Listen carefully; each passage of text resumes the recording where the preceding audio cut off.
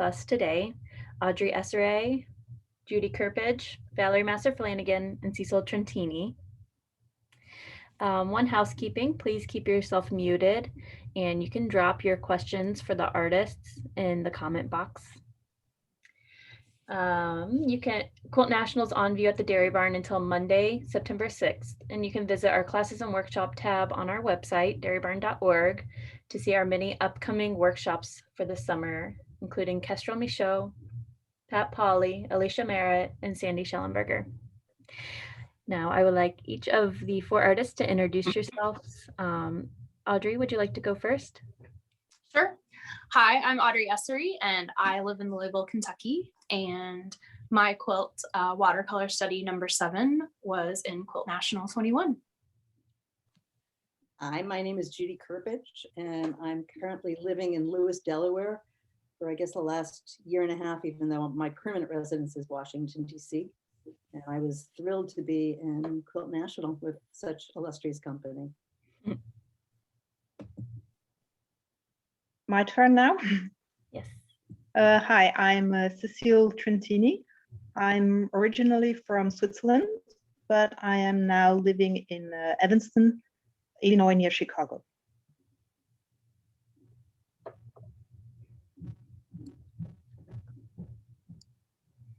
And I'll go then. I'm Valerie Maser-Flanagan. I live in Carlisle, Massachusetts, which is about 30 miles from Boston.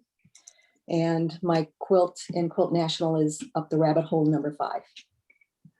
Wonderful. Thanks for being here. I want to start off today with each of you telling us more about your specific quilt that's in Quilt National, how it came to existence, how you feel about, how you felt making it, and the evolution, because I think all 4 of these are a part of a series. Actually, I know all 4 of these are part of a series. So how this one stands out or is different from the pieces of the series or is similar to the others in the series, etc. So we'll go in alphabetical order because that keeps it easy. So Audrey, then Judy, then Valerie, then Cecile. Okay. So my quilt watercolor study number 7 is the 7th in a series. And this is a series that I started in January of 2020. I actually made the very first one on January 1st of 2020. And although I made it in January, I've had that sketch for my first watercolor quilt since the middle of 2018. So it had been an idea that I'd been kind of thinking about for a long time before I actually started sewing. And I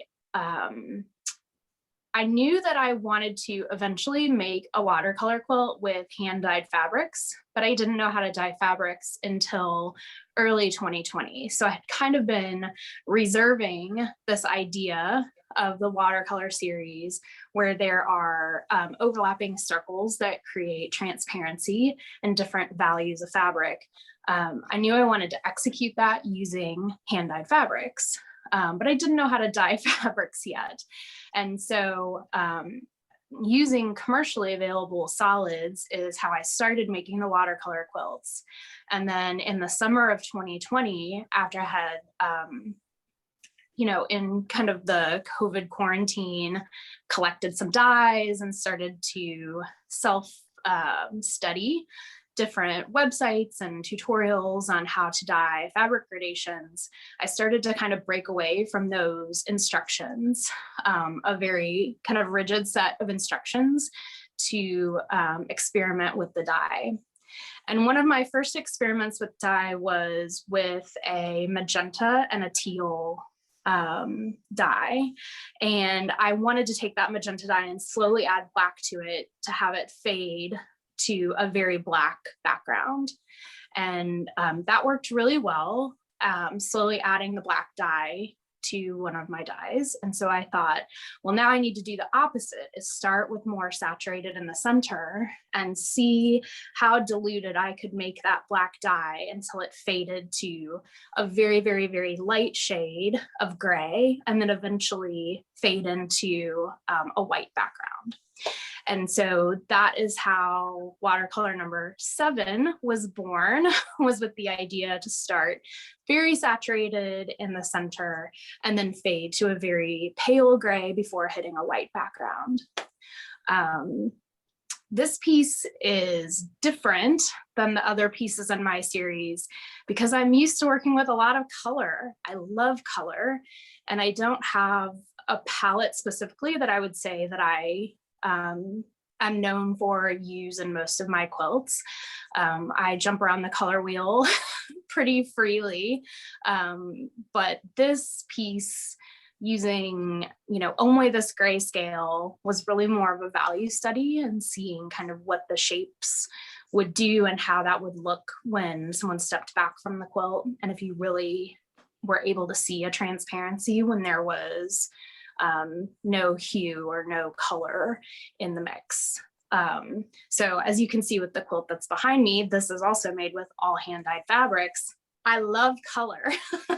So this quilt, my grayscale watercolor, is very different from my other work, which is very satisfying because I really enjoyed working with the grayscale and focusing on the colors or just the values and how it really emphasized the shapes of that quilt. I have not made another large piece in that series yet. I would like to kind of like forward thinking, start to continue to dye different fabric gradations and see what kind of color shifting and changing that I can use overlapping circles to emphasize. And I'm currently in the process of dyeing a zillion swatches just so that I can have really predictable results in the dyes and how I'm applying them to fabric. But I think that this study or this series really lends itself to an endless number of quilts with pieced overlapping circles. And maybe that's the last thing that I wanted to touch on with this quilt is it's not appliqued and it's not painted on the fabric. That's a question that I got a lot at Quilt National, is talking about the construction. It is 100% set-in seams pieced. And I rather enjoyed piecing it. I really consider myself to be a very technical sewer. And so I love piecing those arcs and working with all of those colors and creating those templates so that there's predictability of how they sew back together. And it's probably the quilt where I had the most consistent results from my kind of digital mock-up to the final quilt. It was a very straightforward translation of exactly what I wanted it to look like. And I guess lastly, I did quilt it with a silver thread. So in person, the quilt kind of has a shimmer to it, which I really like. And it that dense silver thread quilting kind of helps the white background blend even more with the hand-dyed grayscale focal point of the quilt, which is really satisfying in person. So yeah, Holly's got my quilt pulled up there.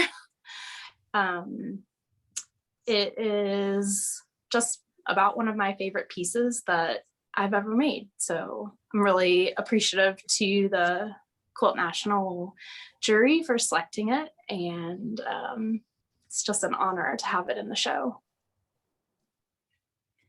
Thank you, Audrey. Judy, would you like to speak about your piece? Sure. This is Indigo Composition number 12, and it's part of a series where I've been working with a very special Chinese fabric that I found that is matte on one side, dull, matte on one side, and shiny on the other.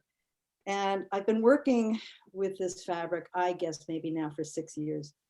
In fact, it was kind of humorous because I was sitting at a table and Nancy Crow's next to Kit Vincent, and Kit was starting to work on her beautiful pieces, and I spent 2 weeks doing nothing but working with this fabric not sure where it was going to go. And the truth of the matter is, I'm still not sure where it's going. I mean, there's so much to investigate. And while I do work with regular cotton for some pieces, I think most of my time is really spent with these large compositions. Indigo number 12 started very differently, and I keep sketches. I take photographs of every layout that I do, because sometimes I want to go back, sometimes I want to see what was my thought process. And on this one, it was completely different. I had, curves, and I had, all kinds of different, different patterns that I was going to work with. And I started by making fabric. This fabric only comes 13 inches wide. And so part of the, challenge is, how do I make a piece that's not just 13 inches wide? So, and it pleats very well, but it's stiff. So I can only work on certain components. So I started making components that were following this design, and I started pinning them up, and they looked like hell. They just looked awful, awful, awful. And that happens so much with my work. I have an idea of where I'm going. I don't sketch, perhaps I should, but I don't. I don't have a sketchbook. I have tried, I hate them. It's just not for me. And so, I probably waste a lot of time, because I do, I'll make something, I'll go in one direction, it looks awful, I'll tear it apart, I'll rip it up. And eventually I get to a piece that I'm happy with, but it takes a while. The pieces I work on are relatively large. So I'm happy at this point in my life if I make 3 or 4, maybe even 3 good pieces a year. If I can get 3 good pieces a year, I feel like I'm okay, because it sometimes takes, it's 3 or 4 months worth of work, period. No matter how I, even if I go directly to a composition that I like, it's still 3 or 4 months of work. And, at this point in my life, I don't need to do 12 quilts a year. I just can't. I can't, and I don't want to. I think for me, the biggest challenge that I have right now, well, there's 2 challenges. You asked what I was working on, right now, and the truth is I just finished Indigo composition number 15, which leaves me at a very scary place. I'm looking at a blank wall. I'm terrified. Will I ever have another thing to create again? Not sure. I will, but it's going to take me quite a while to get to where I want to be.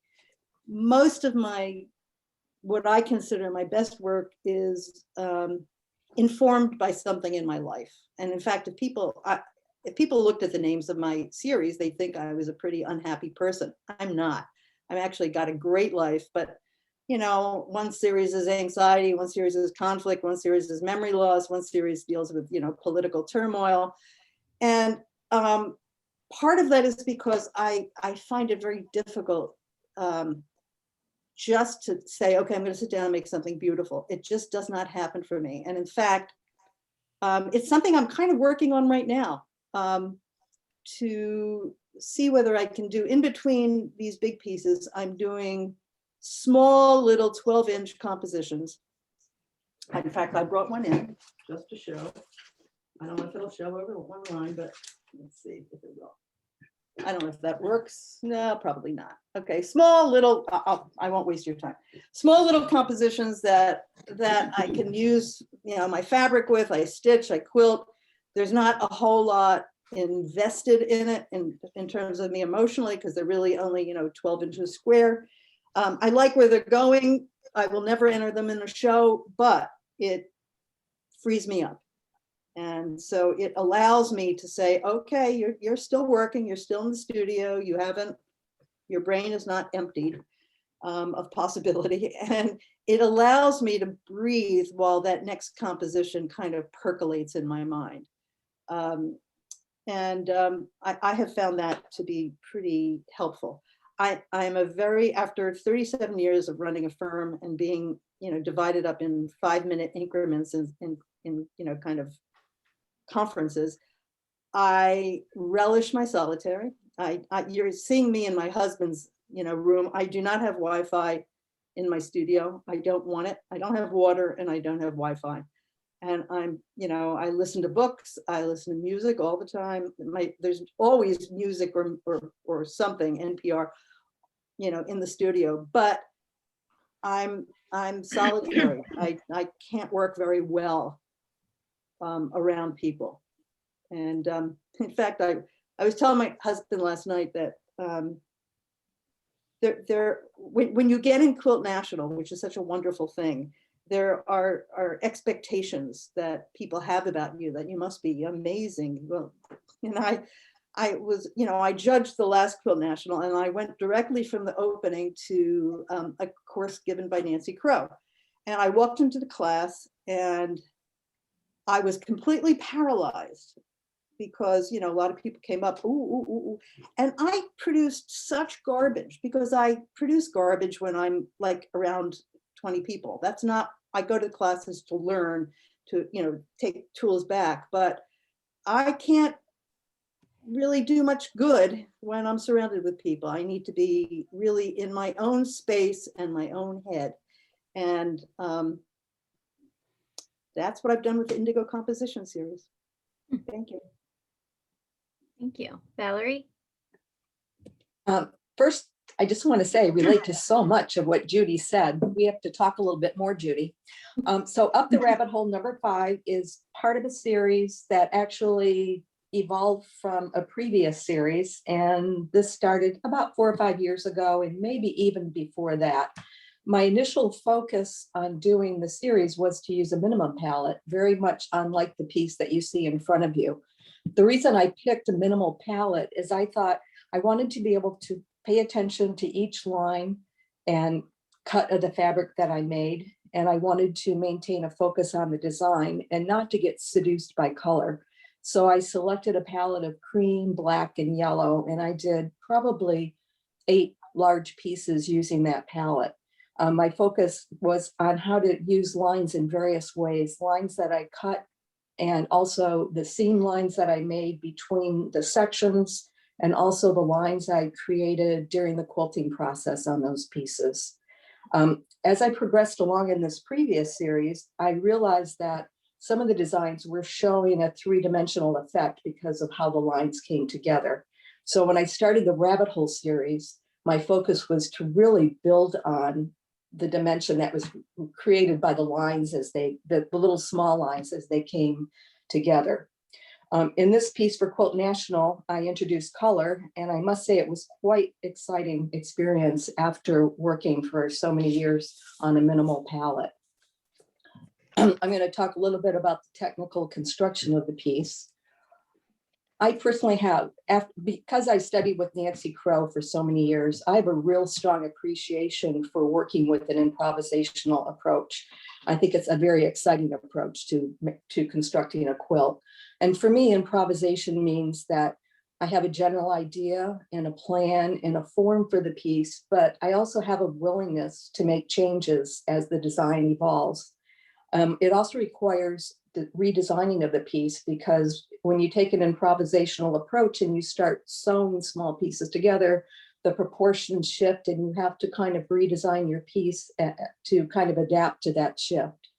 And there's also, for me, an element of chance that occurs because not everything is predictable. You lay out something on the design wall, you sew it together, the pieces don't meet quite the same as they were on the wall, but in a way it becomes exciting and dynamic if you can accept that change as it happens.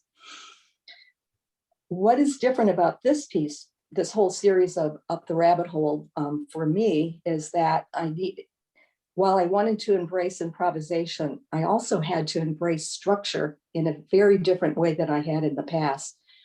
Some people have come up to me and said, "Oh, you're doing such interesting things with strip piecing." Well, this piece is not strip pieced. I don't think there's a way of strip piecing it and having it come out like that, at least that I could figure out. So it is composed of lines that are cut individually and sewn together pretty much individually, not in stacks, because they need to follow the curves that are changing throughout the design.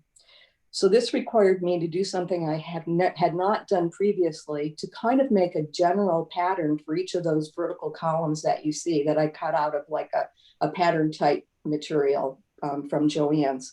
And it was sort of like it became like a general form. I had these columns, so I knew what the curves were like. But as I worked on the design, I could decide to change those columns, make the curve a little deeper as long as it could fit in. In some cases, where you see a lot of those narrow, really narrow columns, I decided as I was making the piece that I wanted more of those because I felt they added more depth and dynamic presentation to the piece. So I could redesign. I just had to be careful of how many. If I took a column and cut it into 2 columns, that wouldn't work.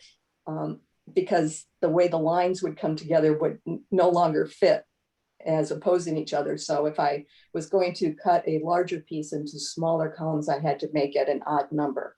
But I learned that as I went along in this series. I've had a strong, this series and the previous one were really strong focus for me. And it kept me occupied on pretty much that as a focus with occasional smaller pieces. So right now, after making Up the Rabbit Hole number 5, I made number 6, and I made another one that has a different name, and it's horizontal instead of vertical. I'm not really taking a break from it. I'm exploring ways that I want to progress it, and I'm exploring other ideas that I put aside for the last 5 or 6 years. And so right now I'm making smaller pieces, quite a bit smaller, as Judy was kind of mentioning, small pieces. I think it's a way of keeping myself active in the studio and trying some approaches. Some of them are more of a collage approach, taking ideas that I have not followed through maybe 6 years ago that were interesting to me, as well as this current series. I pretty much decided that in the next 3 months, I'm going to just gather ideas and decide which of those ideas I want to make into a larger presentation. The last thing I want to say is how I felt about making this piece. It was an absolute joyful experience. I loved every moment of it. And once I really selected the palette for the most part and had my focus on what I was going to do, wow, I can just spend 7 days a week, 8 to 10 hours a day working on it because it's exciting. Once I get through the struggle of a blank wall in the design process and what I'm going to do, I can just zoom ahead. And the quilting, again, also was just enjoyable for me to do because it changed so much the presentation of the piece. So, Cecile, your turn. Thank you. I'm just waiting for the image of my quilt coming up. Okay, thank you, Holly. So this is another year. It's part also of a series which I started in 2014. I decided that I needed to exercise more, and I decided that I would go walk at a brisk pace for at least half an hour every day.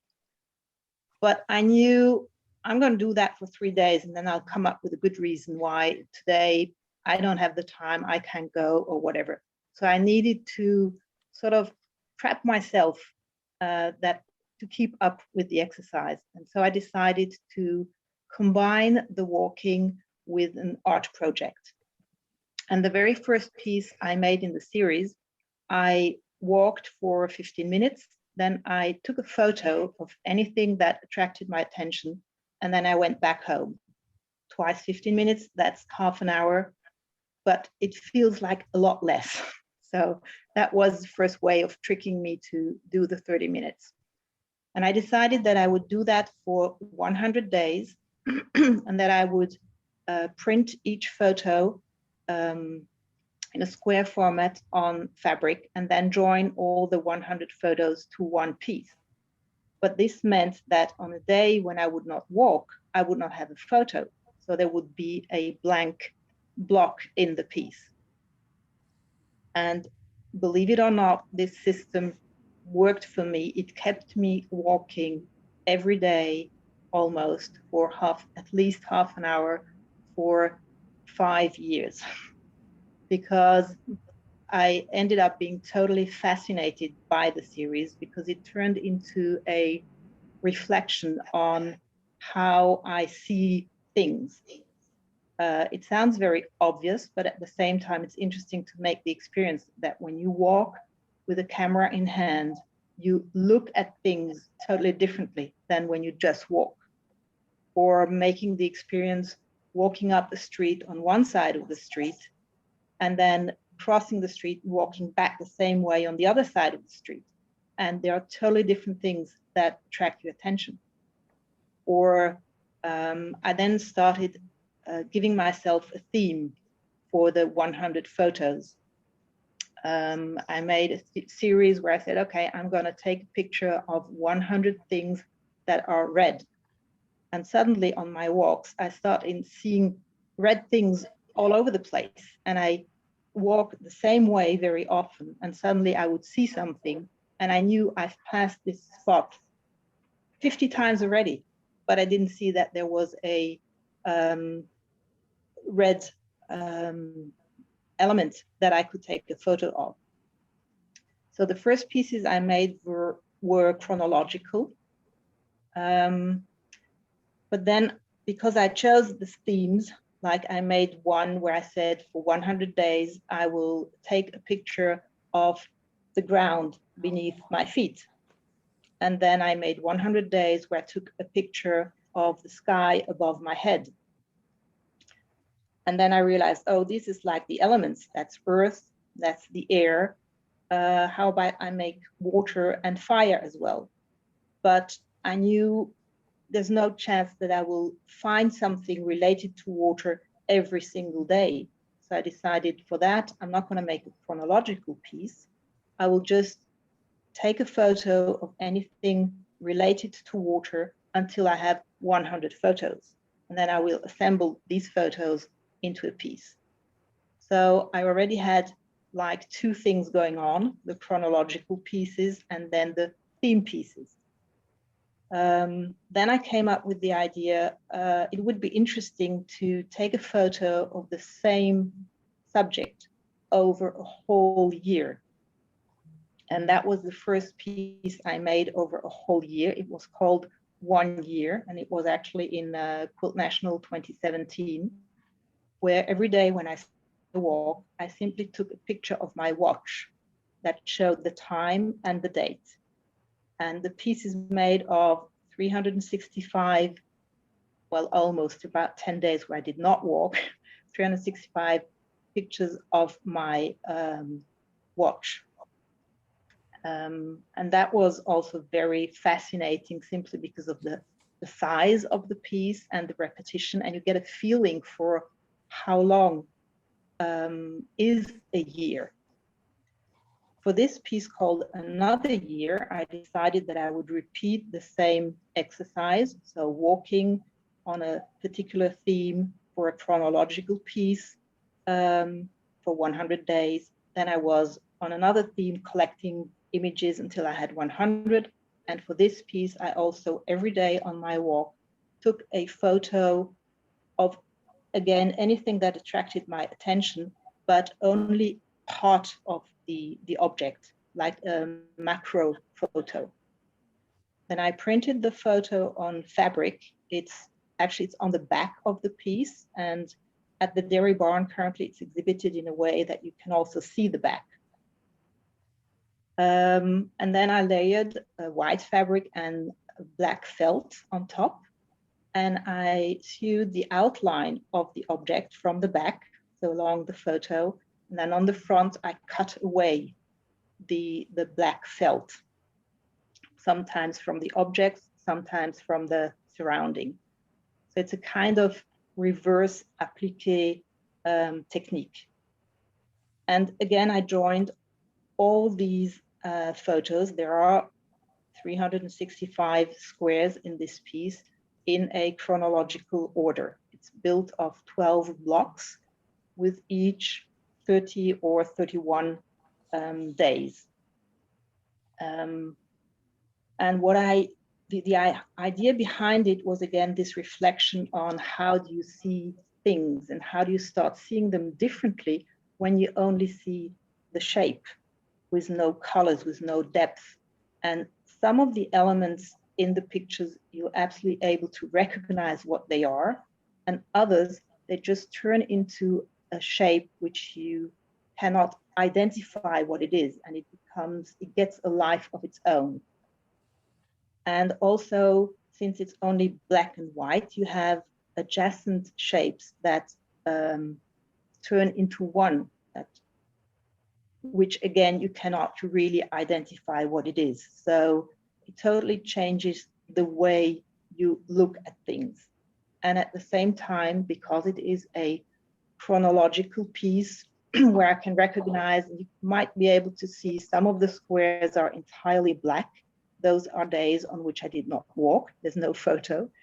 So it also tells the story of my life, of another year in my life where I went walking every day for at least 30 minutes.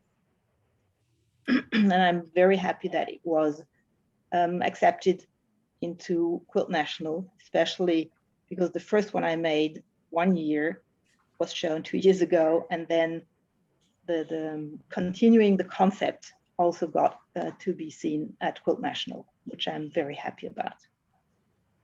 So what size is each quilt?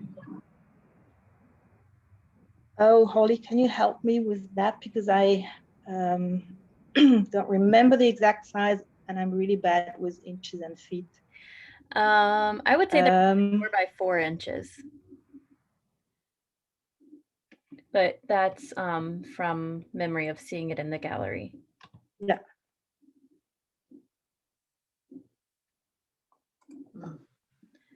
So they asked to see the back of your quilt. I'm trying to drop the photo in there because I don't actually have it in this presentation. Okay. So the back of her quilt will come up in a moment. But Okay. Judy, we have a question for you. So could you tell us a little bit more about this fabric that you're using in your quilt, how you discovered it? And it is a gorgeous material. How do you feel it's honoring the makers of this fabric? That's a great question. I found this on eBay after searching quite a lot. I was searching actually at the time for a rough indigo fabric that was seen on a lot of Japanese futons. And I was using it for part of my conflict quilt. And I was kind of really just looking around, and I happened upon this fabric, and I figured, okay, I will see what it's like. And then I did a lot of, and I got it and I loved it, and spent a lot of time figuring out how to source it, and where I can get it. It is not inexpensive. And how do I feel? Okay, so how do I feel like this is honoring the people who made the fabric? The fabric is used primarily for garments. And in fact, it is usually highly pleated. And I think the reason it's highly pleated is because it holds a pleat amazingly well. You can pleat it and it'll stay like that. Oh, did I get loose? Did I get lost? Sorry, you're still there. I'm trying to reshare Am my. I? Yeah, you're still there. Sorry. Okay, I'm lost. I can't actually see myself at this point. But can you hear me? That's Yeah. all that's important. Okay. That's so weird. I don't know where I am. I spend a lot of time thinking whether I am appropriating, doing any kind of cultural appropriation. And I will say that in the beginning of this series, the answer would have been yes. And actually, I don't really feel like I was doing cultural appropriation from the Chinese as much as the first in these series almost looked like a series of totems. And I know that I was influenced first by some Picasso sculptures that I saw at MoMA, many years ago. And they didn't feel like I started fooling around. They didn't feel like anything that should have been mine. And in fact, the first 5 of these, I had called the series Totem 1, Totem 2, Totem 3. And I went back, and not only do I not show these because I'm not comfortable with them, but I renamed the whole series because I realized this is just not this is not mine. Okay, now I do not feel like that about the fabric. I feel like I am doing things with this fabric that is not part of the culture of the people who are making this. And I've worked very hard to find a vendor that is fair trade, so that I know that the villagers are being, properly compensated for this. I don't know if that answers the question, but.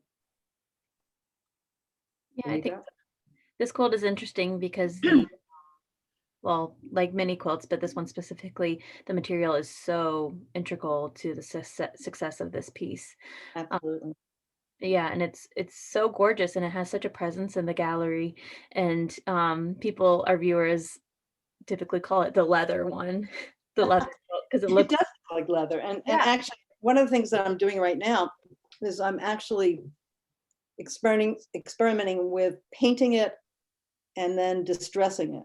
You cannot dye this fabric. I have tried. I've done everything to this fabric that you think you can do and more. I have cut it, I have punched it, I have ripped it, I have tried to dye it, I have tried to take dye out of it. None of those things, I mean, putting dye on or taking dye off does not work. And, I finally started fooling around with some fabric paint and acrylics and then removing it because the painted surface was not what I wanted. I wanted something more textural. And that's actually working. And that's kind of what I'm working on right now. That's the direction I'm going in. And it does look like leather. It's Yeah. not. Cecile, back to you. Here's the back of the quilt. You, I don't think are aware of this, but your quilt is in the top 5 for the viewer's choice that our visitors pick. They vote for their favorite quilt when they're in the gallery, and yours is one of the top 5 at the moment.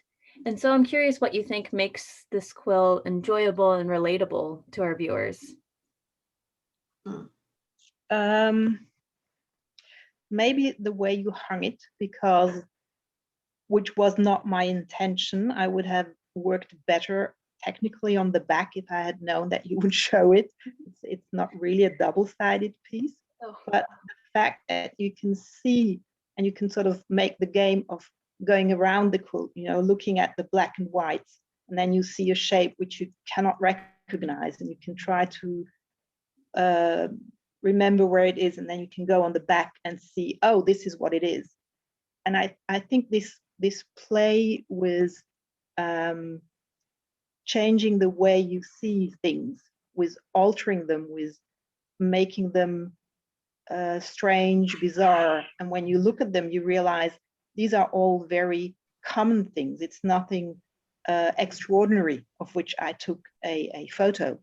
It's a lamp post, it's a bench, it's someone who was walking in the street.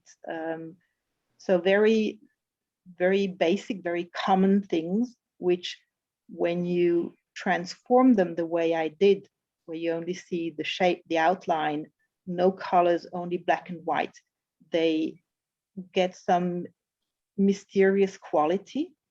They get another quality, and maybe that's what people like about the piece. Yeah.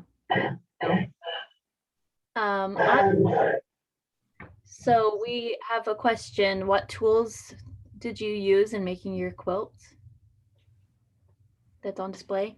Oh, sorry, let me pop over to it. What tools did I use to make the quilt? Yes. Let's see. What tools did you use to design and to complete the quilt design?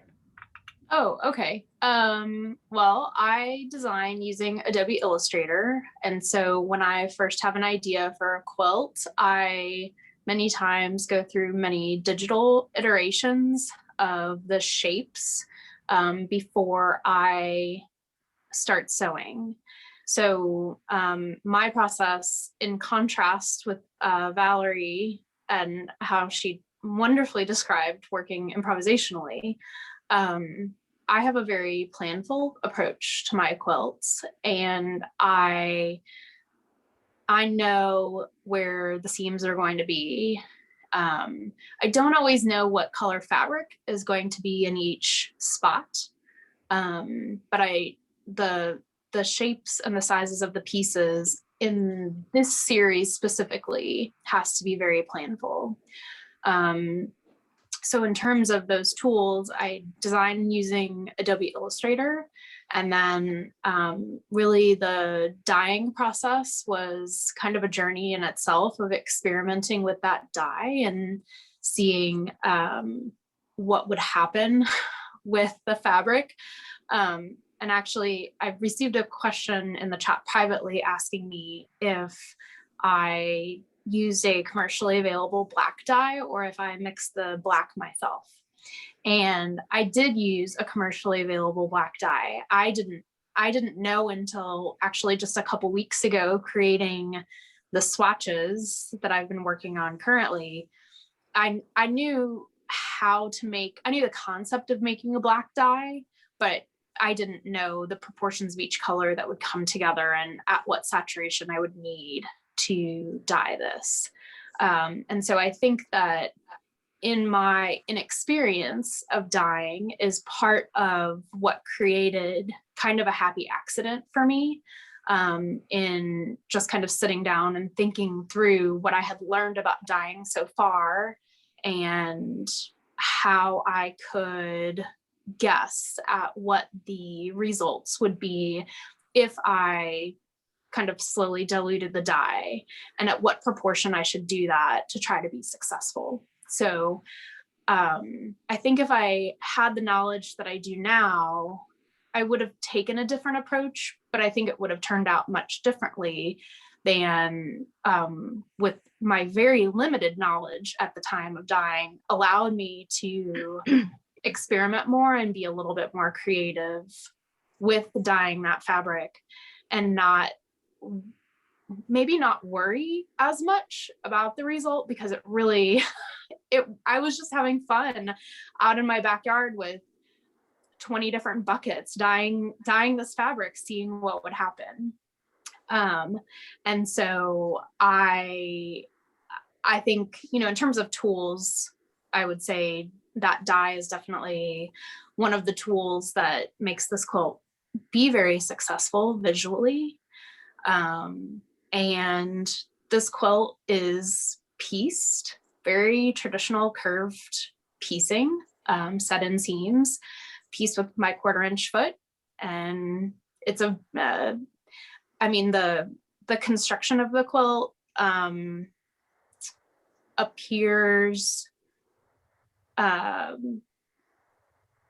think it gives a complexity. I think it gives the illusion of complexity, which I find to be very satisfying. I love being asked, how did you make that? Because it's very satisfying to kind of remember what that process was like and what I was doing while I was piecing it. But I used very traditional sewing tools or quilting tools with my 1/4" foot, and just making sure that I kept everything very precise and flat so that it would stay flat when I quilted it. So I don't think that any of those tools would surprise anybody. But I also think that quilting, you can do a lot without specialty tools when constructing a quilt. And I think that that's one of the really great things about working in and around textiles is, we're kind of all working with the same set of tools and creating these really different pieces, which is something I find very satisfying. So I hope that answers the question. Oh yeah, I think so. Thank you. Valerie, I believe your piece is very successful for many reasons, and one of those reasons being that it is fun to look at. It is vibrant and dimensional. Could you talk about the feelings that you believe this series evokes in the viewer? Because people really do enjoy spending time watching this piece come to life in front of them? Oh, that's a hard question because viewers often surprise me with what they see in a piece compared to what I see. But I think what makes it fun is that there are some sort of subtle surprises that come out. You have some, I dye my own fabric also. And what I've been focusing on in the last few years with dyeing is I studied with Carol Soderlin, and if people know her work, she dyes within families. So you pick 3 hues, a red, yellow, and blue, and you make a lot of various colors from those hues. What I've done in this piece is I've broken away from that similarity of the same 3 hues and really tried to bring out some that were much brighter and some that were duller. So for me, that adds dimension also. I think the curviness and the change of the color, for me, it was kind of a serious quilt, but when I look at it, I try to look at it objectively right now. It's kind of playful and maybe sort of fantasy-like for some people. I don't know. I think what I did have one of my pieces at a different exhibit where someone was looking at it and he was an eye doctor and he felt this illusion of falling into it and he kept going back and forth, and I asked him what that was about, and he goes, I feel like I'm just falling into the space. So for some people, maybe there's that component also. I would love to hear what the viewers see because I'm just trying to actually make up what I think they might see. So I think I'm not quite answering your question because I don't quite know what the answer is. Sure. Well, I find that interesting, especially, well, it certainly does give the illusion of just, deep dimension, but also some of the lines are coming forward and, you can see the depth in it. And so I do think it's interesting that the eye doctor was so animated looking at it. Right. Nice. So for all 4 of you, we received multiple questions during the registration for this event, wanting to know more about your individual studio practice. And I know you spoke about it, each of you kind of touched on it a little bit. What is your studio like? What's the environment? How do you stay encouraged while making? Anything about your studio life that you'd like to share? Oh, and time management. There is a question about organization and time management in your studio too. Cecile, would you like to start? Okay. So my studio is in our house, in the basement, but with daylight. Very large, very beautiful. I absolutely love it. I always say it's my little paradise. And I am now in the privileged situation where I can work in my studio every day. So I am generally in the studio from like around 9 o'clock in the morning until 5 o'clock in the evening, with a lunch break and a half an hour break to go for my daily walk, which I took up again during the pandemic. It wasn't that way all the time. When I started working as an art quilter some 25 years ago, I had small children. I was a mom at home, so I really had to steal my time. I worked mostly at nights or over the weekend. But now I really work 5 days a week from morning to evening. Does that answer the question? I was muted. Yes, thank you. Okay. Judy, would you like to speak about your studio? Sure. I'm going to actually talk about my first studio first because I have an amazing studio now, but didn't always. And I think part of this is a shout out to all those people out there who don't have tons of room. I started off working on the top of a dresser in my bedroom because I had also had 2 kids. We had no sewing room. That was not going to happen. And I worked like that for many, many years. I then graduated. When my son left for college, I moved into his bedroom, and his bedroom was an 8x10 bedroom with about 8-foot walls. And, I pretty much worked in that until 5 years ago. 5 years ago, I moved and built my own studio. And it's about 28 by 36, and it's 2 floors, and it's spectacular. And what it has allowed me to do is, you know, I most of the pieces that people have seen were created in my son's bedroom, because I've only really started working in my studio for the last 3 years. What the space has allowed me to do, which is most critical, is first of all, I can work on more than one piece at a time, which has been really important, because now I can leave a piece up and stare at it and not have to take it down and do another piece. And if there was one thing that really made a change, that was a huge change. The other thing is, I was telling somebody, it's like the difference between doing a ballet on a stage and doing a ballet in a closet. And for so many years, I was doing a ballet in a closet, because if I had to iron, I had to move around this way, and then I had to move the ironing back, and then move the cutting board over here. And it was, you know, and when I do still live in DC, so when I have to go back and I want to work, I still have that horrible ballet, and it's getting worse and worse as I get older and older. I work generally 7 days a week. I'm in the studio every single day that I'm not, you know, traveling or family's here. I don't work as long hours as I used to. So I'll probably put in 4 hours in the morning and maybe 4 hours in the afternoon. And I think when I was really, you know, before I was retired, I would also put in 3 hours after work. So I'm pretty disciplined. And if I honestly feel like the day is not complete if I don't get in my studio. There you go. Thank you. Valerie, would you like to speak about your studio practice? Sure. First of all, my studio is pretty minimal. It is a bedroom it's sort of like a guest suite or whatever on the opposite side of the house from where my husband has his study. Well, I'd like to have a larger space. I don't, and I'm just realistic about it. So it does mean I can only work on one piece at a time, particularly if it's large. If I'm working on small pieces, I could put a number out, but I really only have one cutting table, so I can't create too much of a chaos with too much going on at one time. And that's actually a good thing for me, because or at least it's acceptable for me, because it does keep me focused start to finish. I don't have things lying around that are unfinished pieces. You know, I start it, I finish it, and I move on to the next piece.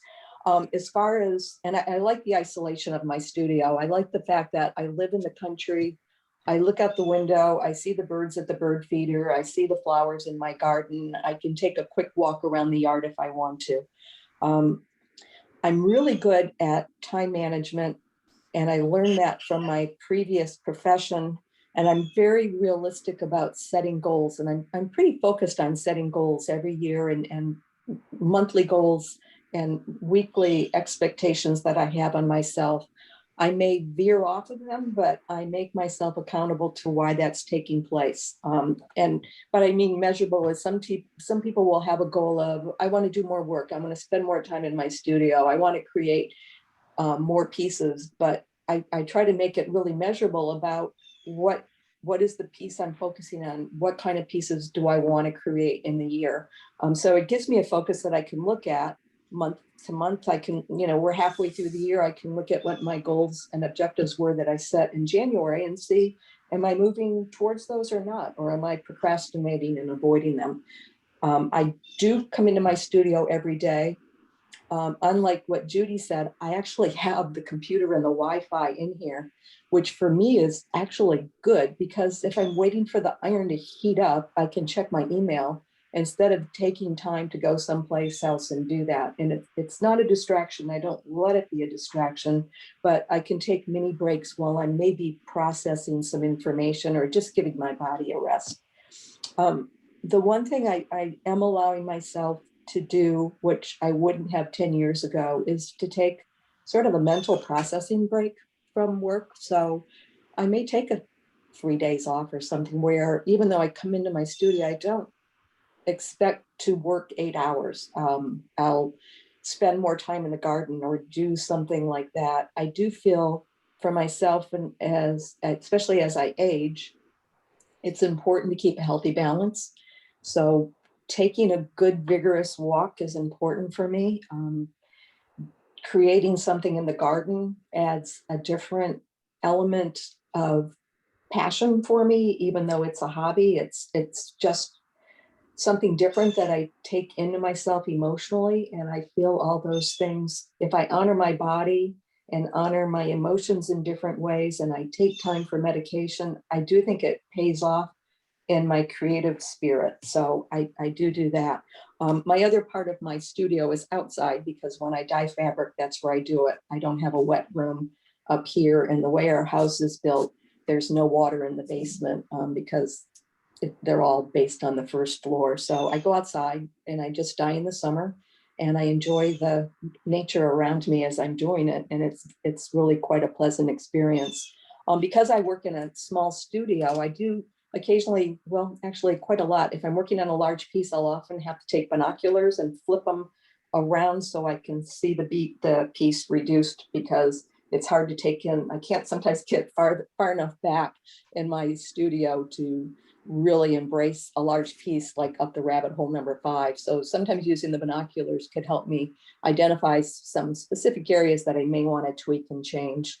So that's, I think, what I love best in a studio practice is when I really get in the flow. And after I finish one piece, I just really am inspired to go to the next piece and can just jump right in. And there's no blank wall to deal with. That doesn't always happen. And that's when sometimes I just allow myself to procrastinate and take some time off and look at what I've done and allow myself a little bit more thought about what might make sense to go next. So that's a little bit about my studio practice. Thank you. I love the binoculars. That's great. I think more artists should probably have a pair of binoculars so they can step back and see the piece. Audrey, also tell us about your studio practice, and then there was another question I want to read it real quick. Oh, sorry, am I scrolling? They say, great answer on the tools. Having followed you online for a while, I'm curious to know if you have invented or modified any conventional tools for this series, which you've already touched on, but when you talk about your studio practice, maybe you could talk about that as well. Yeah, so in my studio, I have a studio in my basement. And so it is a rather large space, which I'm very lucky to have. In my studio, I have my sewing machine and my long arm. I also have a couple design walls. I would say I'm in it right now. It's a bit chaotic down here right now, as I've been kind of sorting fabric, and usually when I work, I pull an entire stack of one color. I sort my stash by color, and I'll pull the entire stack of that color out and just pull from that whatever I want to work with, whether it's hand dyeds or commercially available solids. I work with both. So I have this space in my basement. However, we adopted a puppy in January, and she cannot be trusted upstairs. So I also, by herself. So I also have a small sewing machine that I set up temporarily in our living room space upstairs, so that in the evenings or on the weekends, I can sew upstairs and keep an eye on her. So this quilt that's behind me, which I call Ultraviolet Radial, was pieced on a pretty old small Bernina that I just had set up on a little white plastic table upstairs. So I don't it was set up on the design wall down here, and then I would take pieces of the quilt and stack them on paper plates as they were supposed to go together, and then I would sew together those blocks knowing that they would end up back down here on the wall for final assembly. In addition, the swatch dyeing that I've been doing at my dining room table because it is hot and humid here in Louisville, Kentucky in the middle of the summer. and those take several hours to dye. So I also dye fabric in greater quantities in my backyard outside. So while I have a studio in my basement, this stuff is all over my house, everywhere. And there's not a day that doesn't go by that where I'm not thinking about something quilt related. But in terms of time management, I'm a project manager Monday through Friday from 8 until 5 at least. And so I limit my sewing time primarily to nights and weekends. And so I have to be very focused when I am sewing. So I carve out that time specifically where if I'm very focused for 1 hour, I know how much I can get done. So efficiency is very important to me. And so, yeah, I work all over my house and I sew on nights and weekends. And then in terms of my studio or tools, I guess there are a couple of things that I'm a very DIY friendly person. I like to build things. And so the wall that's behind me is actually hard. It's like a plywood platform that we built and tilted up against the wall. And I call it my ironing wall. So I put large pieces up against that wall, and generally like people will spray things down, wet things down and block them. But that is how I get a really good press on my quilt before I hang them to be photographed. We also built a wall outside. It's like a portable design wall on wheels.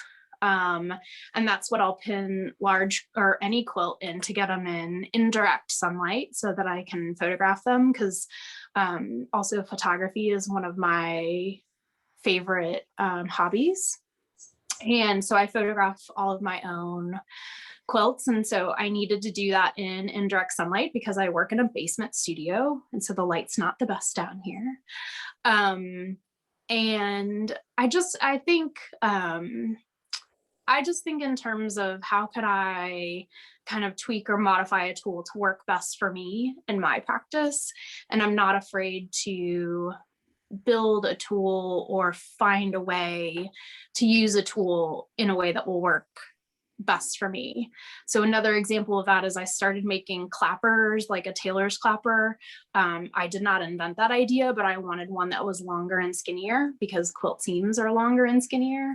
And so that's another idea of a tool that I made for myself to kind of customize in something that would work better for my practice, or a tool to adapt better to my practice, just to make myself more efficient or make something go easier or faster for me.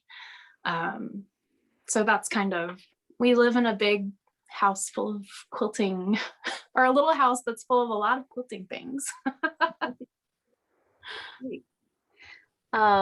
Cecile, they are wondering, did you make each block as you went throughout the year for this quilt, or did you make it at one time? How did the construction timeline go for this piece?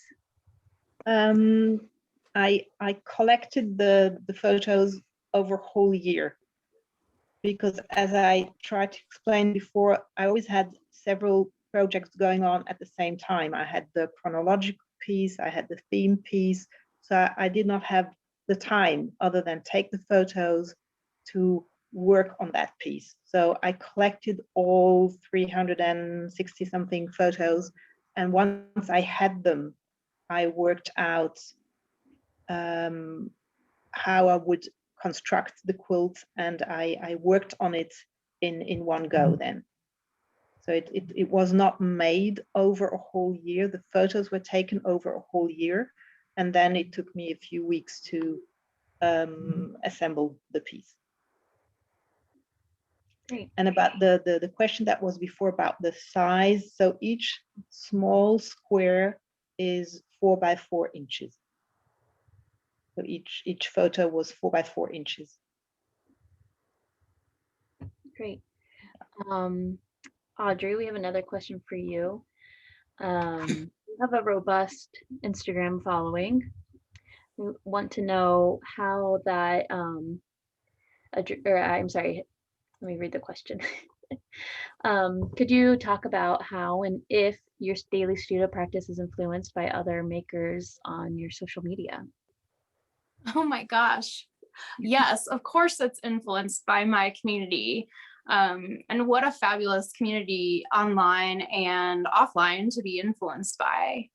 I think when I think about what I want to share on social media, I try to take photos from interesting angles, or I'm very transparent about my process, where I am in the process. Many times you'll see a maker and not be getting like a real time perspective of what is being shared, which is totally fine.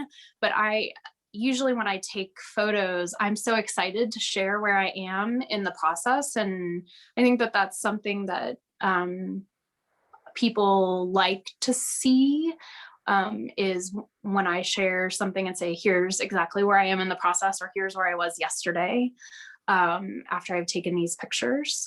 So I think we all influence each other in the community, in kind of what is being shared and how we're sharing it. Holly, the question was, can you read the question again? Could you talk about how and if your daily studio practice is influenced by other makers on social media? Okay. I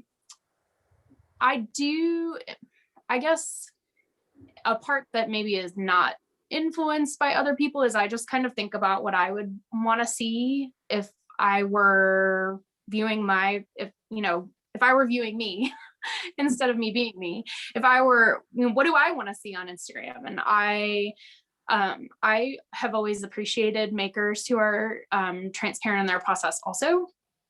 And I think that people come to my Instagram to see things that are useful to them. So for example, like I have a quilt facing tutorial, and it's on my website. It's a free PDF download, and someone downloads it every single day. And I think how I was influenced kind of by my peers on that is just thinking about things that I bookmarked or things that I flagged to return to, that would be useful for me, or that would help me learn something, or kind of better myself, or level up my own skill set, or to answer the question, how did you do that?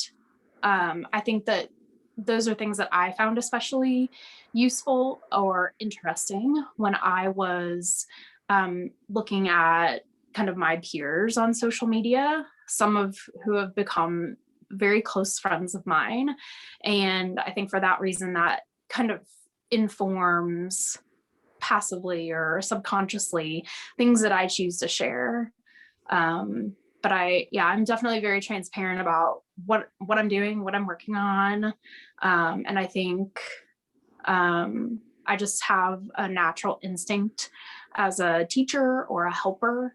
And so I really love engaging with different people on social media and seeing where they are in their own creative process. And I think we all learn from each other when there's willingness to share. So I think that informs kind of my identity on social media, which is really not so different from who I am.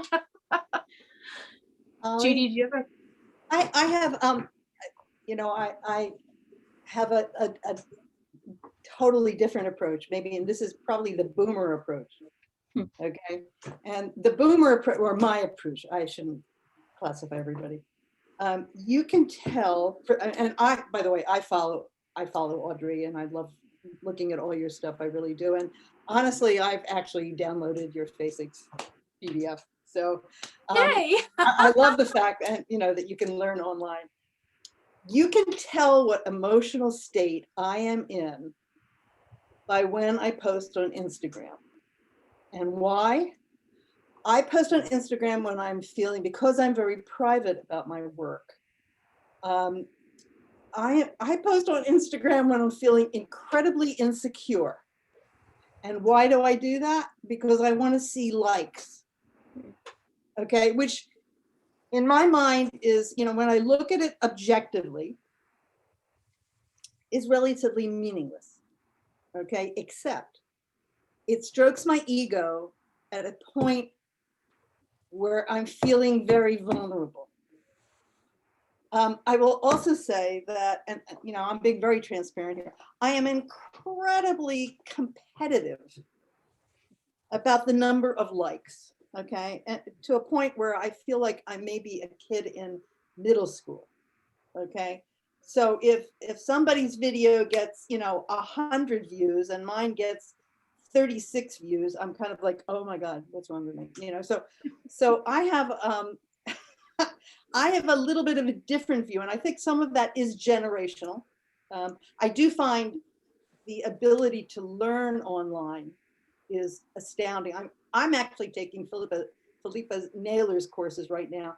I've been sewing for, probably God knows how many years, way many years, okay? But I do know that one can always learn better techniques. And so I love the fact that you can learn so much online. But I also know that for me, if I'm posting, I'm not in a good way. So yeah, in contrast, like I love hearing that different perspective, because I think I made a choice of, deciding to be very transparent with my creative process very early on. And I think that in the year of 2020, where I was producing, without leaving my home at any point in time outside of working, what I had was my creative process and quilting in the community that was surrounding me of a ton of brilliant creative minds. And I think that making a decision to post with such frequency or to be very transparent about my process was also a motivator, not in a way to like get likes and comments, but a progress, a measure of progress. So Heidi Parks will talk about, she takes Polaroids of her work at certain points in time. So when she doubts how productive she has been in a certain period of time, she can look back at those Polaroids and say, hey, I've done a lot of work. And so I think for me, similar, but just with a digital footprint instead, looking back at the things that I made in 2020 and the time that I dedicated to my art practice, which was an outcome of not choosing to leave my house during the COVID quarantine. I gave myself that permission space to really focus on my art practice and to document that along the way. And so being able to share with the community and give that frequent kind of like timestamp of what I was doing and when is and was very valuable to me. Interesting. This is speculation just from my point of view, but I've been thinking about how I was never taught to mend clothes as a child. It was not my introduction to fiber, sewing, anything like that. My grandma, I will say my grandma did teach me cross stitching and other embroidery. But for the most part, I don't see that people are mending their clothes like they used to. And I do feel like that was an introduction to many quilters. But I do see younger people being really excited by makers on social media. And that is maybe the new introduction to quilting now for some people, for many people. And I think that's a really interesting shift. And, if I think about people not being not being taught how to mend their clothing or make their clothing as their introduction to fiber, I get a little sad, but then I think about there's other new ways that people are being introduced, but also that's Holly, speculation from me. you know what? There is a whole huge group of people now that are really doing nothing but mending. In fact, Amy Meisner, who is a brilliant artist, I mean, brilliant, has most of her social media feed is her mending projects. And in fact, I there's actually have been conferences now, honest to God conferences on mending, on not only on the techniques and on, a lot of it has ecological reasons, obviously, and which I find to be, thrilling. I do think this is also speculative, but it's based on my own experience. And I wonder how much of the love of sewing, whether it is quilting or mending or dressmaking or whatever, is generational and skips generations. Oh, Okay. My kids could not sew a button on or mend a pair of jeans to save their life. And honest to God, they have no interest in it whatsoever. My mother couldn't, my grandmother could, and I do. And I kind of wonder how much of this is just, it just keeps jumping, generations, so that the modern quilt guild, is that generation that's kind of skipped and is so enthusiastic and kind of wonderful, and kind of is the generation after, my generation, so those of us artists, that are in our late 60s, 70s, we might have given birth to, the kids that are now, not kids, the artists that are now so vibrant and doing so much, amazing, work in quilting. And I think actually, saving quilting. I really totally believe that. They are making sure that this is not a dying art, and that it's not something that is referred to as our grandmother's, work. So I think that's I guess that's my speculation. I mean, that's the comment that is made most often to me when people see my quilts. And, I've been quilting since 2005, but I have been sewing my entire life, ever since that I can remember. My mother sewed and she taught me how to sew. And, I get that comment and call myself, a textile artist or an art quilter or a modern quilter. I kind of like tailor the description of myself to what I think would be most understood by whoever I'm talking to. And then when I show a picture of my quilt, they say, I can't believe you made that with fabric. And it's like, yeah, it's really an interesting medium and wonderful medium to work in, especially when, you start to, think of that solid color palette as, a set of paints or colored pencils or whatever, the different medium that you could be. So I definitely hear that a lot of, I can't believe that's a quilt. And, the questions of, would you put that on your bed? And I would usually say, well, it's a piece of art. It really belongs on the wall, is how I would talk about that to someone that is interested in learning more, but just isn't familiar with the textile art or fiber artist community. interesting. Do the four of you have questions for each other?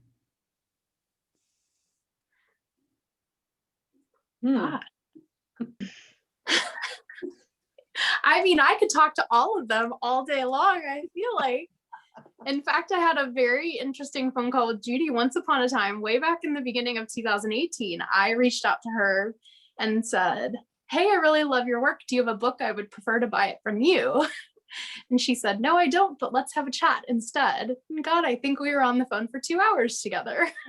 We were. And that was a very impactful phone call for me. Thank you.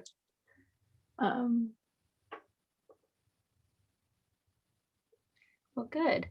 Valerie, I do have one last question for you that came through. Someone said when they were looking at your website, they could see the transition into this newest series. Could you just speak on your work with the line different lines and how it came into this very dimensional. I know you've spoken about it a little bit, but it's all connected. Sure. Yeah. Sure. Yes, it is all connected. When I first used the lines, I really wanted to create a lot of movement and tension. And there's one particular piece on the website when I was doing the yellow and the black, and then I did one that's a lot of columns and it has a lot of reds and sort of like yellow golds in it. And they're narrow columns, and I shifted direction a lot in that piece. And I was trying to do waves of movement. And however it turned out, because I was shifting movement, there would be lines going down and lines going up. And when that occurred, I saw that it was creating dimension. I mean, it's obvious for some people, but it wasn't my intent in that piece to create dimension. But I noticed that it occurred whenever I really did a very strong shift in the movement. And so that is what made me say, oh, I wonder how that would be if the whole quilt was focused on the premise of creating dimension, which means, you know, on the piece, you could see the lines that start on the left go down and the next column go up. So it's just an up and down movement that creates the dimension. And I wasn't sure if it was going to be too over the top, but I loved it when I first started doing it with the black and the cream and the yellow. And so that's really how that evolved. At the same time, I was extremely interested in how the quilting lines could create dimension. And it's really difficult to see in this piece when it's colored, but when you look at the minimal color ones on my website, or if you've seen them in person, they create more tension because I follow the columns, which means I may start, because all the quilting lines stay within a column, if the column changes from wider to narrower, the quilting lines become really, really, really close together in the narrow parts. So sometimes on the pieces, it almost looks like it's grayed. It becomes darker in those areas because I quilted a lot of those pieces with black stitching. And in this one, I used red, so the effect isn't quite the same. But the dimensionality came out with one of these previous pieces in sort of, you know, a previous series, I would call it, and it shifted me to start working on this series. Great. So we have a few minutes left. Does anyone have any remaining questions? Well, Holly, I just want to say that compared to being at Quilt National a few years ago, where we all marched around as a big group and spoke for 2 minutes, this arrangement that you have, I know COVID kind of created a lot of creativity for venues to how to share art with a community that can't always come and see the art. And I think having these artist talks where you really get to hear what the artist has to say is just brilliant that you guys have done it. Amen. Agreed. Yeah, I agree too. We just had our review meeting about like how did the opening go for Quilt National, and what was successful was the pre-recorded artist talks that you can find on our YouTube channel. They were so much more informative than previous years because I don't think people had the anxiety of standing in front of the camera here, like you said, you know, and sticking to a strict schedule of, you know, you're filming at 11:05, done at 11:10. And they're in their own environment. More information came out because they had the reference materials. I think it's been wonderful in these talks. I mean, you're the first 4. This is the first Q&A talk, but I'm enjoying it. So thank you.